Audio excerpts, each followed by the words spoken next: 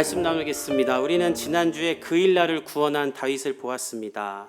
사울을 피해 도망자가 된 지 3년이 되었을 때 블레셋은 곡식 창고가 있는 그일라, 이스라엘의 그일라를 공격하죠. 다윗은 보이지 않고 사울은 폭정을 일으키니 블레셋이 보기에 이스라엘 쳐들어가기 너무 좋다, 우리 가서 식량이나 뺏자 하고 이스라엘을 공격한 거예요.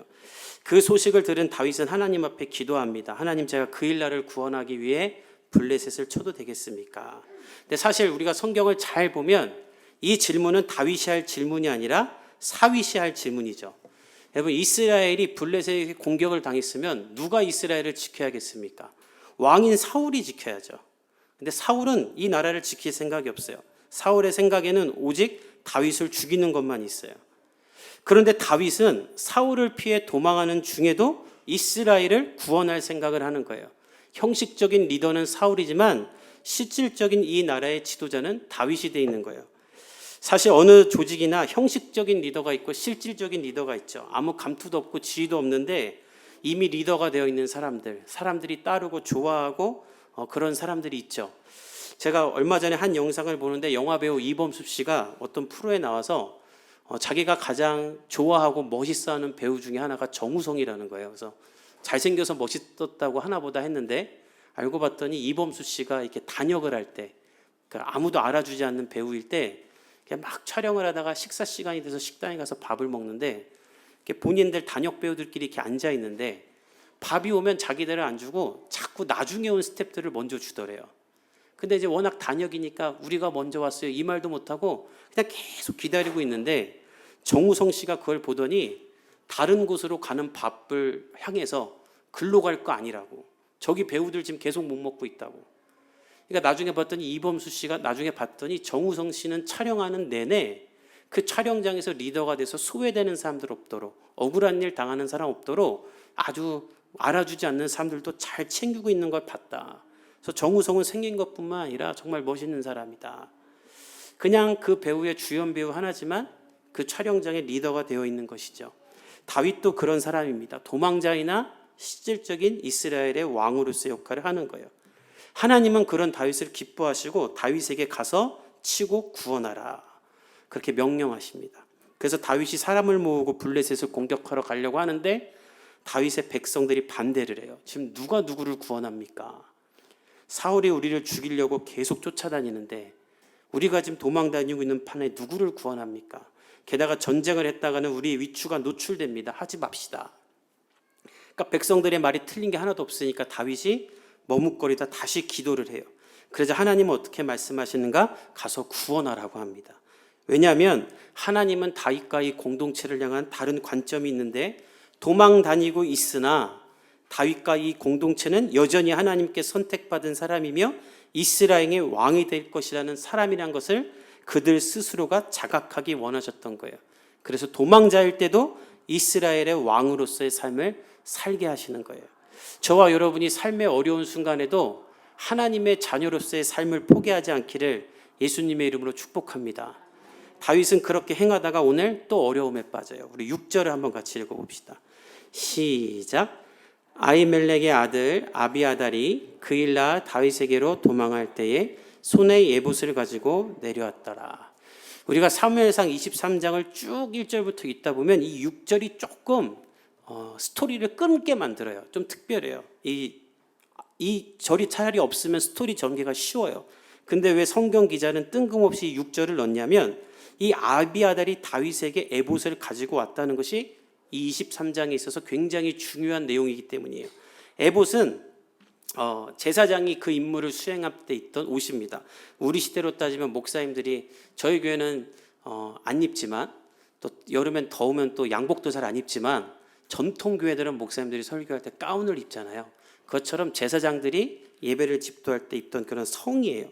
이 에봇의 가슴에는 판결 흉패라는 것이 있는데 그 안에 우림과 둠밈이라는 것이 있어요. 어떤 모양인지는 알려지지 않았어요. 이것을 가지고 하나님의 뜻을 헤아린 거예요. 하나님, 지금 그일라를 공격할까요? 그럼 제사장 가슴에 있는 판결 흉패에 있는 것을 하나를 뽑아요. 그러면 알려지진 않았지만 우림은 빛이라는 뜻이고 둠밈은 어둠이라는 뜻이기 때문에 아마도 우림을 뽑으면 하나님이 예스라고 말하는 거고 둠밈이라고 뽑으면 하나님이 노라고 하는 것으로 여겼을 것이다. 그러니까 23장에 보면 사울이 이렇게 다윗이 하나님께 질문할 때마다 하나님이 즉각 대답하시잖아요. 그러니까 하나님이 다윗이 기도할 때마다 하나님이 다윗아 가라 이렇게 말로 말하신 게 아니라 계속 이거 제비 뽑은 거예요. 그 에봇이 다윗에게 있었다라는 거예요. 이것이 왜 중요하다고 6절에 한번 짚고 가냐면 다윗이 철저하게 하나님을 존중하며 하나님의 뜻을 물어가며 하나님의 대답 속에 살았다는 것을 의미하는 것이기 때문인 거예요. 그래서 이 본문은 오늘 우리에게 무엇을 말하냐면 여러분의 삶에도 이 에봇이 있기를 축복하는 마음으로 성경이 이것을 적은 거예요. 전 여러분에게도 에봇이 있기를 축복합니다. 그렇다고 해서 집에 가니까 좀 박스 하나 만들고 바둑알 흰 거 하나 검정 거 하나 하고 하나님 뭐 청약을 넣을까요 말까요 이거 뽑으라는 게 아니에요. 지금 시대는 이게 없죠. 교회에도 없죠. 왜 없냐면 예수님이 십자가에 달려 죽으실 때 가장 먼저 일어난 사건 휘장이 찢어지지 않습니까? 그리고 누구나 하나님 앞에 나아가서 말할 수 있게 했기 때문에 에봇이 필요 없어요. 그냥 저나 여러분은 하나님께 나가 바로 대화하면 되기 때문에 제비를 뽑을 일이 없는 거예요. 이것이 큰 은혜인 줄 믿습니다. 그렇다면 이제 여러분이 하나님 앞에 나가 기도하고 무릎 꿇고 큐티하는 시간이 여러분의 에봇이 되어야 한다는 거예요. 전 여러분들에게 그런 시간이 있기를 간절히 축복합니다. 그리고 있어야만 해요. 왜 없으면 사울처럼 되기 때문이에요. 우리 7절에서 8절 한번 같이 읽어봅시다. 시작. 다윗이 그일라에 온 것을 어떤 사람이 사울에게 알림해 사울이 이르되 하나님이 그를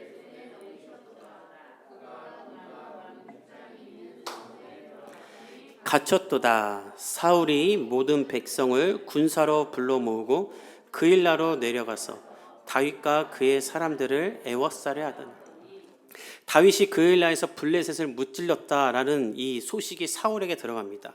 이게 당연히 들어가죠. 다윗도 예상했던 거예요. 근데 그러자 사울이 어떻게 말하냐면 여러분들 7절을 잘 보고 계세요. 이 상황을 보고 사울이 무슨 말하냐면 찬스다. 하나님이 그를 나에게 넘겼다. 원문을 보면 하나님이 나에게 다윗을 버리셨다라는 말이에요. 그렇게 말하면서 8절에 군사를 모읍니다. 큰 착각이죠. 하나님이 언제 다윗을 버리셨습니까? 그리고 언제 하나님이 사울에게 다윗을 죽이라고 했어요? 지 혼자 그렇게 생각하는 거예요. 이것이 에봇이 없는 사람의 모습이에요. 그냥 내 생각이 하나님의 생각이라고 혼자 믿고 믿음으로 혼자 나가면서 하나님이 날 도와줄 것이라고 혼자 착각하는 거예요. 근데 이런 사람들이 굉장히 많아요. 신앙생활 하다 보면. 뭐 맨날 하나님 음성 들었대. 나도 안 들리는데. 자기 생각을 하나님의 생각이라고 착각하는 거예요. 사울은 그 확신 속에 말하는 거예요. 그들은 그일라에 갇혔다. 하나님이 버렸다. 군사를 모아 다윗을 죽이자. 근데 이 확신이 하나님이 주신 확신이 아니라 사울 혼자 품은 확신이라는 것을 정확히 알려주는 구절이 8절에 있어요. 8절에 보면 사울의 백성을 군사로 불렀다라는 말이 있죠. 이 불러 모으다는 말이 원문을 보면 채근하여 강압적으로 부르다라는 말이에요. 사울이 다윗 죽이기 위해 군사들을 모으는데 백성들이 다 도망가는 거예요. 마치 푸틴이 지금 러시아에 동원령을 내렸는데 아무도 안 싸우겠다고 다 도망가는 것처럼. 재밌지 않아요? 우크라이나 사람들은 전쟁해야 된다니까 전쟁하러 나가겠다고 여인들도 다 나오는데 러시아는 전쟁하겠다고 하니까 다 도망가죠. 왜 도망가겠어요? 그들 스스로가 이 전쟁이 잘못된 걸 인정하니까 우리가 전쟁하지 않겠다고 말하는 거예요. 여기도 마찬가지예요. 사울이 하는 일이 하나님의 일도 아니고 공의와 정의를 위한 일도 아닌 것처럼 보이니까 사람들이 사울의 말을 따르지 않는 거예요. 그러니까 사울이 강제징용을 하는 거예요. 이것이 에봇이 없는 사람의 특징이에요. 하나님도 사람도 도와주지 않는 것이죠. 저는 저와 여러분이 이런 신앙인이 되지 않기를 예수님의 이름으로 축복합니다. 사울이 할 일은 다윗을 죽이러 가는 것이 아니라 다윗에게 상을 주러 가야 했어요. 나도 안 한 그일라를 구원한 사람이기 때문이죠. 다윗에게 가서 야 내가 너를 죽이려고 하는데 너는 그 중에도 이 나라의 백성들을 구원하는구나. 고맙다. 내가 이제 너 안 죽일게. 이랬어야 되는데 에봇이 없으니 지 맘대로 생각하면서 그것이 하나님의 뜻이라고 믿고 다윗을 죽이려고 하는 거예요. 그러나 다윗은 사울과는 다른 모습을 보여요. 우리 9절에서 12절까지 한번 읽어봅시다. 시작. 다윗은 사울이 자기를 해하려 하는 음모를 알고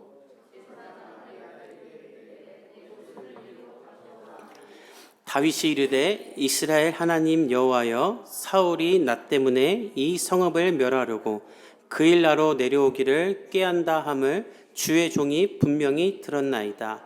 그일라 사람들이 나를 그의 손에 넘기겠나이까? 주의 종이 들은 대로 사울이 내려오겠나이까? 이스라엘의 하나님 여호와여, 원하건대 일러 주옵소서 하니 여호와께서 이르시되 그가 내려오리라 하신지라. 다윗이 이르되 12절 그일라 사람들이 나와 내 사람들을 사울의 손에 넘기겠나이까 하니 여호와께서 이르시되 그들이 너를 넘기니라 하신지라. 자신의 위치가 노출된 걸 안 다윗은 무엇을 하는가? 제사장을 부릅니다. 그리고 에봇의 판결흉패에 손을 넣어요. 근데 이건 웃긴 거죠. 정상적인 사고라면 그냥 빨리 도망가야 돼요. 뭘 에봇을 뽑아요? 지금 나 죽이러 오는데 그냥 도망가야지. 특별히 그일라는 도망갈 곳이 없어요. 지난주에 말했지만 곡식을 마리던 높은 지대이기 때문에 포위를 하면 다 걸리게 돼 있어요. 그래서 사울도 지금 빨리 치자고 하는 거예요. 그렇다면 조금이라도 빨리 내려와 광야든 숲이든 피해야 될 텐데 이 긴박한 상황에 다윗은 에봇 갖고 오라는 거예요. 왜? 하나님께 묻고 움직이겠다는 거예요. 근데 여러분 상식적으로 물을 게 없어요. 그냥 무조건 도망가면 돼요. 이걸 뭘 물어요? 당연히 그냥 도망가는 거지. 그런데도 다윗은 하나님께 묻는 거예요. 저와 여러분에게 이 태도가 있기를 축복합니다. 이게 결국 신의 한 수를 만들어요. 여러분 나이가 차고 신앙생활 많이 할수록 하나님께 묻지 않아요. 왜 나이 많은 분들 있는 교회들이 분쟁이 많은지 아세요? 신앙생활 오래 하고 다 직분 달고 성경도 다 아니까 안 묻고 다 각자 자기 생각으로 싸우니까 분열이 일어나는 거예요. 젊은 사람들 모이는 교회는 별로 안 싸워요. 왜? 다 어리고 겸손하니까. 다윗은 그 겸손함이 있는 거예요. 그래서 에봇을 가져다가 두 가지를 묻습니다. 첫째, 사울이 나 때문에 이 성읍을 멸하려고 온다는데 진짜 올까요? 라는 말이고, 둘째는 그러면 사울이 나를 잡으러 올 때 그일라 사람들이 나를 보호할까요? 아니면 사울에게 넘겨줄까요? 이 두 가지를 묻는 거예요. 왜 이 두 가지를 굳이 묻냐면 노베에서 일어난 대학살 때문이에요. 우리가 한 3주 전으로, 한 달 전으로 돌아가면 다윗이 가장 먼저 피한 게 아히멜렉이 있던 노비라는 동네였죠. 거기서 골리앗의 칼과 떡을 얻고 그냥 도망가잖아요. 근데 그 결과 사울이 아히멜렉과 노베에 있는 제사장들에게 니들 다윗 도와줬어 하고 제사장 85명을 죽이고 아이와 여인과 갓난아이와 가축들까지 다 학살해버리잖아요. 다윗이 그걸 알고 있기 때문에 내가 그냥 도망가 버리면 나는 살지만 이 그일라가 또 초토화될까 봐 이걸 도망가야 되는지 여기 있어야 되는지 숨어야 되는지 싸워야 되는지 이 판단이 안 서는 거예요. 이 미친 사람, 논리가 없는 사람은 어떻게 돼야 될지 우리가 모르잖아요. 그래서 하나님께 묻는 거예요. 하나님 진짜 올까요? 그러니까 하나님이 올 것이다 말이에요. 그리고 그러면 제가 그일라에 숨어 있으면 그일라 사람들이 저를 보호할 거야 했더니 아니 안 보호할 거야 이렇게 말하는 거예요. 그일라 사람들은 너를 넘길 거야. 왜 그일라 사람들은 다윗을 보호하지 않고 넘기는가? 노베에서 일어난 학살 때문이에요. 우리가 보호해줬다가 우리가 밀고를 하지 않았다가는 사울이 우리 마을도 초토화시킬 거기 때문에 블레셋이나 사울이나 다윗에겐 고맙지만 다윗을 넘겨야만 하는 거예요. 그래서 다윗은 어떻게 하는가? 우리 13절과 14절을 한번 다시 한번 읽어봅시다. 시작. 다윗과 그의 사람 600명 가량이 일어나 그일라를 떠나서 갈 수 있는 곳으로 갔더니 사울에게 말하매 사울이 가기를 그치니라. 다윗이 광야에 요새도 있었고 또 십광야 산골에도 머물렀으므로 사울이 매일 찾되 하나님이 그를 그의 손에 넘기지 아니하니라. 다윗과 600명의 병사는 그 즉시 일어나 그일라로 피합니다. 근데 본문에 보면 갈 수 있는 곳으로 갔다 얘기인데 갈 곳이 없다라는 거예요. 마치 술래잡기 하는 애들이 어디로 숨을까 막 이렇게 좌지우지하는 것처럼 그렇게 헤매는 거예요. 그일라를 블레셋으로부터 구한 영웅이고 그들의 모든 재산과 땅을 돌려준 사람이지만 그일라로부터 보호와 받지 못하는 영웅이면서 동황자가 되는 옳은 일을 하면서도 끊임없이 쫓기는 그런 삶이 된 거예요.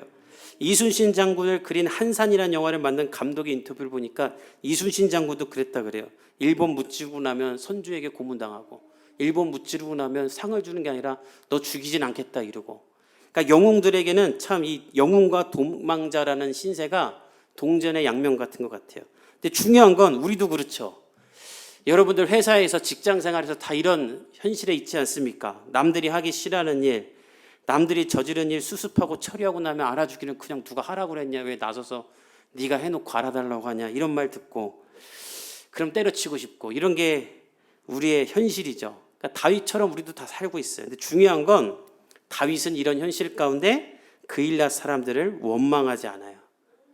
목숨 걸고 지켜줬고 구해준 것 때문에 도망자가 된데도 원망하지 않아요. 왜냐하면 그가 에봇에 따라 움직였기 때문이에요.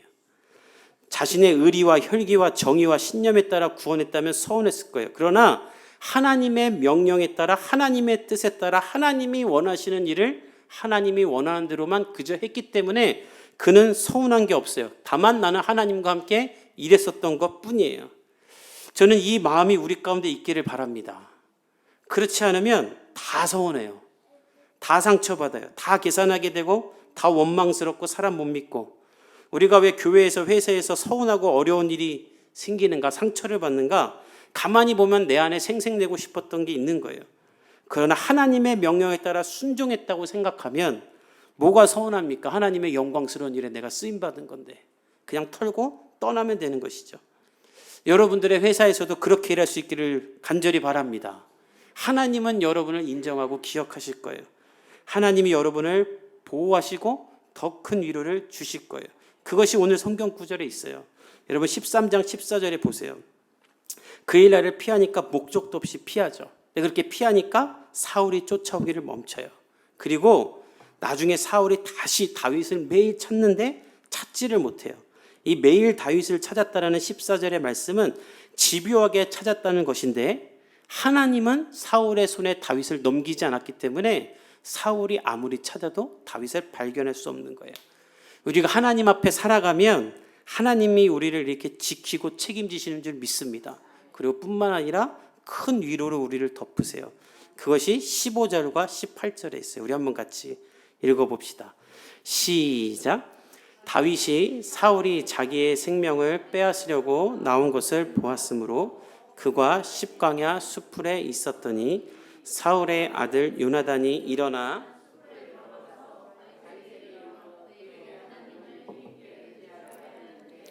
곧 요나단이 그에게 이르기를 두려워하지 말라. 내 아버지 사울의 손이 내게 미치지 못할 것이요 너는 이스라엘 왕이 되고 나는 내 다음이 될 것을 내 아버지 사울도 안다 하니라.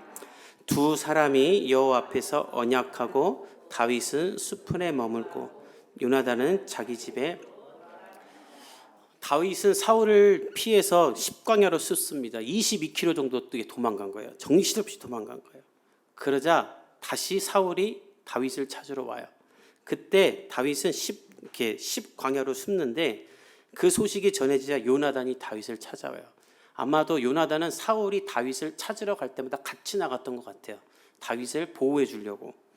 얼마나 다윗이 기쁘고 위로가 되겠습니까? 가장 힘들고 외롭고 지쳐 있을 때인데 내가 가장 좋아하는 사람, 내가 사랑하는 사람이 나를 위로해 주니까 얼마나 큰 위로가 되겠어요. 그일라가 해주는 위로랑은 비교도 안 되겠죠. 근데 그 요나단이 무슨 말을 하냐면, 다윗아, 너 하나님을 힘있게 의지해라. 영어 성경에서 보면 하나님 안에서 힘을 찾으라는 말이에요. 요나단은 지금 다윗의 마음을 잘 알아요. 그일라를 구원하고도 그일라에게 버림받고 있는 다윗의 마음, 영웅이지만 도망자로 살아가는 그 자괴감, 왕위로 성택받고 선상수배자로 살아가는 그 다윗의 마음을 요나단은 잘 아는 거예요. 그래서 이런 말을 하는 거예요. 다윗아, 사람에게 위로를 받지 말아라. 사람이 너에게 힘을 줄 거라고 생각하지 말아라. 하나님 안에서 힘을 찾길 바란다. 그럼 하나님 안에서 힘을 찾는 건 무엇인가? 두려워하지 말라. 하나님이 사울의 손에 너를 넘기지 않을 것이다. 두려워하지 말라. 너는 이스라엘의 왕이 될 것이다. 나도 너의 다음이 되며 우리 아버지도 그걸 안다. 이 하나님의 약속이 너희에게 있으니 너는 하나님 안에서 힘을 찾으라는 거예요. 다윗과 같은 삶을 사는 여러분에게도 이 요나단의 위로가 있기를 예수님의 이름으로 축복합니다.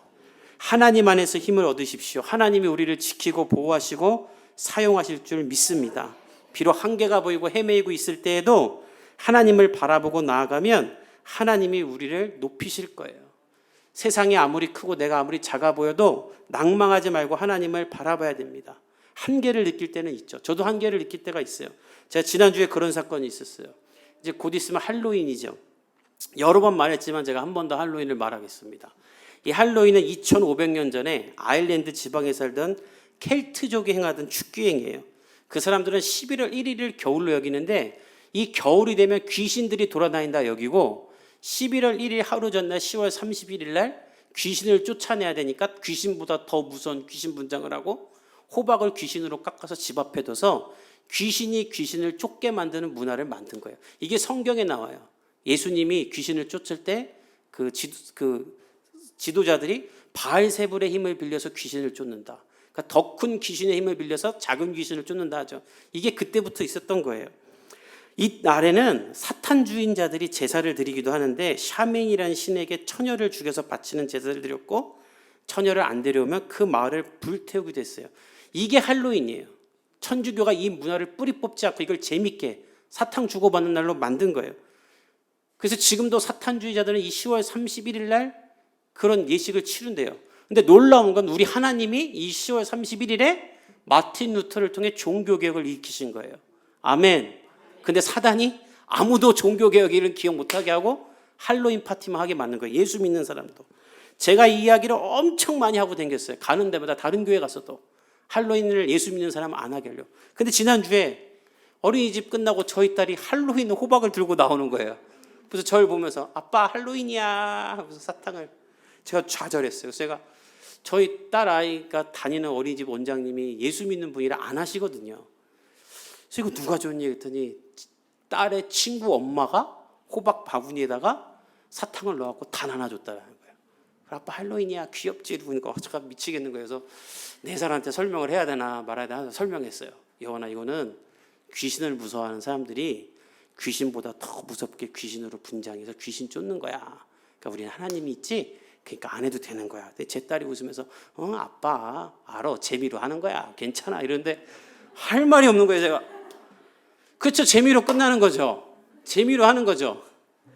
근데 여러분 중요한 건 10월 31일 날 이거 재미로 끝나냐는 거예요. 할로윈 파티하다가 마약도 하고 할로윈 파티하다가 술 취해서 죽고 지난주 KBS 다큐를 보니까 우리나라는 이제 마음만 먹으면 마약하는 사람들이 1시간 안에 어디서든지 마약을 다 얻을 수 있는 나라가 됐대요. 마약 중독자가 그 말이에요. 5년 전까지만 해도 우리나라는 마약 청정 국가였죠. 이제는 아니에요. 병원 가서 그 마약성 주사를 쉽게 얻을 수 있대요. 각이 나오는 병원이 있대요. 그들의 말로. 허물어가는 병원, 사람 없는 병원. 가서 그거 달라고 하면 그냥 준다라는 거예요. 제가 하는 말이 아니라 KBS 다큐에 나온 거예요. 이런 악한 세상 가운데 우리가 무슨 힘을 낼 수 있을까? 우리 교회가 무슨 일을 할까? 자괴감이 들 수 있어요. 그러나 그때는 좌절할 때가 아니라 오히려 하나님 앞에 힘을 발견해야 될 때인 줄 믿습니다. 하나님께 더 큰 힘을 달라고 목마름을 가지고 하나님 앞에 나아가 에봇을 만들 때예요. 여러분의 삶에도 마찬가지입니다. 이런 일을 행할 수 있기를 예수님의 이름으로 축복합니다. 설교를 마무리하겠습니다. 오늘 설교 마무리는 제가 하는 것이 아니라 영상으로 하려고 합니다. 너무 좋은 말씀을 제가 봤는데 아직 제가 이런 말을 할 연령도 아니고 연소하기 때문에 영상으로 대신해야겠다는 생각이 들었습니다. 이어령 박사님이 하신 말씀인데 우리나라 초대 문화부 장관이셨고 한예종을 만드셨죠. 이분이 하나님을 영접하지 않았었어요. 왜냐하면 다 믿어지는데 나는 부활이 믿어지지 않는다. 근데 일본에 갔을 때 이분이 강의했을 때 제가 그때 뒤에서 제가 기타를 쳤었어요. 근데 일본말을 너무 강의를 해서 하나도 못 알아들었어요. 무슨 강의를 하는지. 근데 야 예수님은 안 믿으시는데 예수님 이야기는 참 잘하시는구나. 근데 그 강의를 끝나고 그 자리에서 본인이 오늘 세례 받겠다고. 그래서 일본에서 세례를 받고 그 이후에 이성과 지성을 넘어 영성이 있다라는 이 변증학으로 기독교를 많이 변증하시다가 얼마 전에 소천하셨죠. 돌아가시기 전에 찍은 영상인데 이 메시지가 저보다 더 많은 교훈이 있기 때문에 이 메시지를 보고 말씀을 마치도록 하겠습니다. 시몬 베이유가 한 중력과 은총에서 이런 말을 합니다. 이 지렛대를 놓고 중력에 의해서 끝으로 내려가면 한쪽은 올라간다는 거예요. 내가 끝없이 중력에 의해서 밑으로 내려갈수록 한쪽은 하늘을 향해서 태양빛을 향해서 올라간다는 거죠. 사람들 이 한쪽을 보고 타락이요 성공이요 하지만은 이 우리의 지렛대는 끝없이 뭔가 실패하고 좌절하고 떨어졌을 때 끝없이 올라가는 영혼의 승리가 있다. 하늘을 향해서 간다. 떨어지는 것이 올라가는 거다. 이것이 중력과 은총인데, 은총은 우리를 하늘로 이끌어가고 세속은 우리를 중력으로 하는데 두 개가 따로 있는 것이 아니라 그것이 하나로서 한 인생의 이 중력과 은총을 함께 가지고 있는 것이라면은 가장 많이 실패한 사람이 가장 성공한 것이고, 가장 성공한 사람이 가장 실패한 사람일 수 있는 이 저울대의 지렛대의 움직임을 우리는 봐야 된다. 교회도 그렇다. 성공한 교회는 신도들이 꼭 많은 교회냐, 신도가 얼마 안 되는 데는 실패한 교회냐, 이런 것들이 앞으로 이 성공이라는 단어를 이중적으로 써서 실패와 성공이 따로 있는 것이 아니라 항상 이 저울처럼 한쪽이 기울면 한쪽이 올라가도록 되어 있는 그 관계에서 사물을 내다보면은 이상한 결론인지 몰라도 실패한 자도 없고 성공한 자도 없다. 실패와 성공의 그 추 속에서 끝없이 하강하면서 끝없이 상승하는 과정, 끝없이 갈증 속에서 우물을 파는 사람, 그러니까 갈증을 남겨두는 거죠. 고통을 남겨두는 거죠. 이 갈증의 의미가 뭐냐? 그게 하나님으로 향한 목마름, 진리의 목마름, 영혼의 목마름일 수 있다. 이 목마름을 안 가진 자가 어떻게 우물물을 팔 수가 있고 어떻게 우물물을 파지 않고 물을 마실 수 있겠는가?